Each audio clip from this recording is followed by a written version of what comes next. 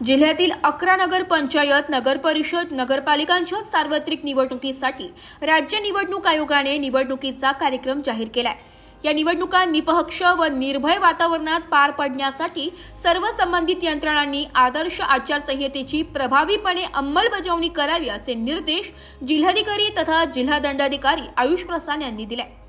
जिल्ह्यातील नगरपंचायत, नगर परिषद, नगरपालिका निवडणुकीच्या पार्श्वभूमीवर कायदा व सुव्यवस्था व आदर्श आचारसंहिता अंमलबजावणीबाबत जिल्हाधिकारी कार्यालयात जिल्हा दंडाधिकारी श्री प्रसाद यांच्या अध्यक्षतेखाली आज दुपारी बैठकीचे आयोजन करण्यात आले होते। त्यावेळी ते बोलत होते।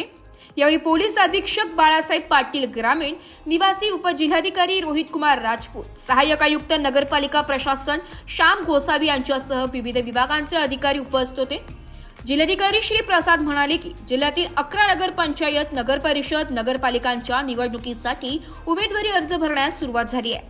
त्यासाठी निवडणूक निर्णय अधिकारी, सहाय्यक निवडणूक निर्णय अधिकारी यांची नियुक्ती केली आहे। तसेच विविध समित्या गठीत करण्यात आल्या। मतदारांना मतदान निर्भय व भयमुक्त वातावरणात करता यावे म्हणून पोलीस बंदोबस्त नियुक्त करावा। आवश्यक तेथे प्रतिबंधात्मक उपाययोजना कराव्यात। मतदारांना मतदान केंद्रावर पुरेशा सोयी सुविधा उपलब्ध राहतील याची दक्षता घ्यावी। जास्तीत जास्त मतदारांनी मतदान करावे यासाठी जनजागृती करावी। त्यासाठी जनजागृतीपर उपक्रम राबवावेत।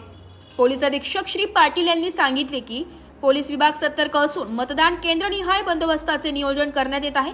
नगर परिषद प्रशासनाचे सहाय्यक आयुक्त श्री गोसावी यांनी मतदान तयारीबाबत माहिती दिली आहे। ब्युरो रिपोर्ट, नाशिक लोकशाही न्यूज, नाशिक।